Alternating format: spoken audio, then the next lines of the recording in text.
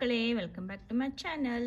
ಇವತ್ತಿನ ವಿಡಿಯೋದಲ್ಲಿ ನಾವು 1ನೇ ತರಗತಿಯ ಕನ್ನಡ ಪುಸ್ತಕವಾದ ಸವಿಗನ್ನಡ ಈ ಪುಸ್ತಕದಲ್ಲಿನ ಪಾಠ 6 ಬೇಸಿಗೆ ರಜೆಯಲ್ಲಿ ಇದು ಪದ್ಯವಾಗಿದೆ. ಇದನ್ನು ನಾವು ಇವತ್ತು ನೋಡೋಣ. ಹಾಗೆ ಇದರ ಪ್ರಶ್ನೋತ್ತರಗಳನ್ನು ನಾವು ಇವತ್ತು ಸಾಲ್ವ್ ಮಾಡೋಣ ಮಕ್ಕಳೇ. ಓಕೆ, ಹಾಗಾದರೆ ಪಾಠ 6 ಬೇಸಿಗೆ ರಜೆಯಲ್ಲಿ ಇದು ಪದ್ಯ. ಇದನ್ನು ಬರೆದಂತಹ ಕವಿ ವಿದ್ಯಾಸಾಗರ ಕುಕ್ಕುಂದ. ಓಕೆ, ಇವು ಕವಿಯ ಹೆಸರು. ಈ ಪದ್ಯವನ್ನು ಬರೆದಂತಹ ಕವಿಯ ಹೆಸರು ಇದು. ಓಕೆ, ಬೇಸಿಗೆ ರಜೆಯಲ್ಲಿ ಅಪ್ಪನ ಜೊತೆನ ಹಳ್ಳಿಗೆ ಹೋಗುವೆನು. ಬೇಸಿಗೆ ರಜೆಯಲ್ಲಿ ಅಪ್ಪನ ಜೊತೆನ ಹಳ್ಳಿಗೆ ಹೋಗುವೆನು. ಬೆವರನ್ನು ಸುರಿಸುವ ರೈತನ ಜೊತೆಯಲ್ಲಿ ನಾನು ದುಡಿಯುವೆನು.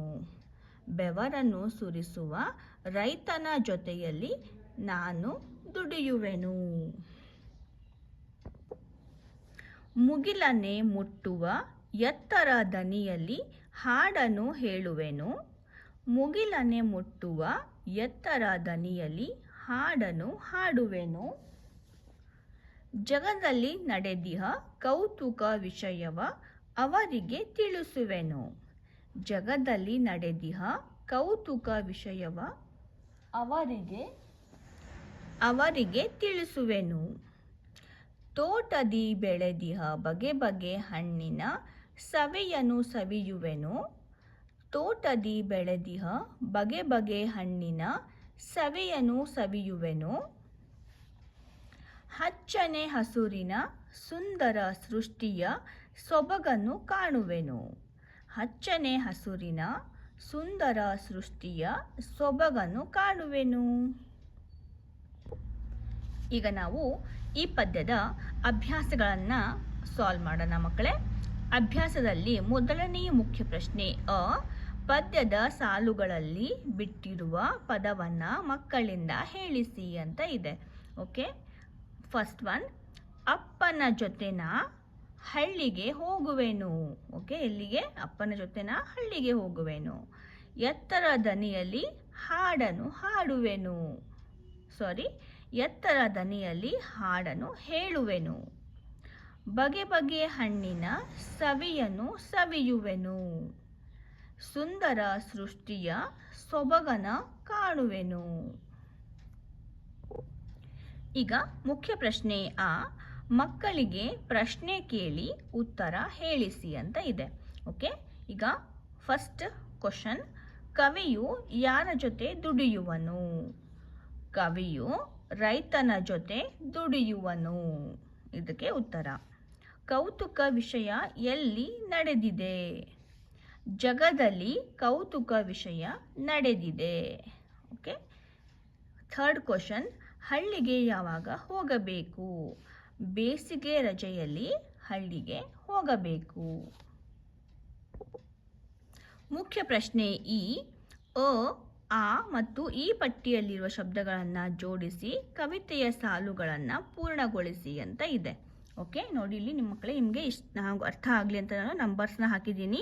ಈ ನಂಬರ್ನ ಮತ್ತು ಈ ನಂಬರ್ಗೆ ನಾವು ಸೇರಿಸಿ ಹಾಡನ್ನು ಹೇಳಬೇಕು. ಓಕೆ, ಬೇಸಿಗೆ ರಜೆಯಲ್ಲಿ ನೋಡಿ, ಇಲ್ಲಿ ಫಸ್ಟ್ ಒನ್ ಇಲ್ಲಿದೆ. ಫಸ್ಟ್ ಒನ್ ಇದು, ನೆಕ್ಸ್ಟ್ ಲೈನ್ ಇಲ್ಲಿ ಬರುತ್ತೆ.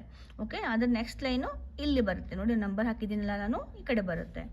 ಬೇಸಿಗೆ ರಜೆಯಲ್ಲಿ ಅಪ್ಪನ ಜೊತೆನ ಹಳ್ಳಿಗೆ ಹೋಗುವೆನು. ಸೆಕೆಂಡ್ ಒನ್, ತೋಟದಿ ಬೆಳೆದಿಹ. ಓಕೆ, ಇಲ್ಲಿ ಸೆಕೆಂಡ್ ಒನ್ ಇಲ್ಲಿದೆ. ಬಗೆ ಬಗೆ ಹಣ್ಣಿನ, ಇಲ್ಲಿ ಸೆಕೆಂಡ್ ಒನ್ ಈ ಕಡೆ ಇದೆ. ಸವಿಯನ್ನು ಸವೆಯುವೆನು. ಓಕೆ, ಇದೇ ರೀತಿ ಜಗದಲ್ಲಿ ನಡೆದಿಹ, ಥರ್ಡ್ ಒನ್ ಇದು. ಜಗದಲ್ಲಿ ನಡೆದಿಹ, ಇಲ್ಲಿ ಎಲ್ಲಿದೆ? ಕೌತುಕ ವಿಷಯವ, ಥರ್ಡ್ ಒನ್ ನೋಡಿ ಇಲ್ಲಿದೆ. ಕೌತುಕ ವಿಷಯವ ಅವರಿಗೆ ತಿಳಿಸುವೆನು. ಓಕೆ, ಅವರಿಗೆ ತಿಳಿಸುವೆನು. ಈಗ ಫೋರ್ತ್ ಒನ್, ಮುಗಿಲನೆ ಮುಟ್ಟುವ ಎತ್ತರ ದನಿಯಲ್ಲಿ ಹಾಡನ್ನು ಹಾಡುವೆನು. ಓಕೆ, ಈ ರೀತಿ ನಾವು ಪಟ್ಟಿ, ಪಟ್ಟಿ, ಆ ಪಟ್ಟಿ ಮತ್ತು ಈ ಪಟ್ಟಿಯಲ್ಲಿರುವ ಇಲ್ಲಿ ಕವಿತೆಯನ್ನು ಕೊಟ್ಟಿದ್ದಾರೆ. ನಾವು ಅದಕ್ಕೆ ಸರಿಯಾಗಿ ಮ್ಯಾಚ್ ಮಾಡಬೇಕು. ಈಗ ಮುಖ್ಯ ಪ್ರಶ್ನೆ ಕೆಳಗಿನ ಸಾಲುಗಳನ್ನು ಮಕ್ಕಳಿಗೆ ಹೇಳಿ ಅವರಿಂದ ಹೇಳಿಸಿ ಅಂತ ಇದೆ ಮಕ್ಕಳೇ. ಓಕೆ, ನೋಡಿ ಇಲ್ಲಿ ಬೇಸಿಗೆ ರಜೆಯಲ್ಲಿ ಹಳ್ಳಿಗೆ ಹೋಗಬೇಕು. ರೈತನು ಬೆವರು ಸುರಿಸಿ ದುಡಿವನು. ಜಗದಲ್ಲಿ ಕೌತುಕ ವಿಷಯಗಳು ನಡೆದಿವೆ. ತೋಟದಲ್ಲಿ ಬಗೆ ಬಗೆ ಹಣ್ಣುಗಳಿವೆ. ಸೃಷ್ಟಿಯು ಹಚ್ಚನೆ ಹಸುರಾಗಿದೆ.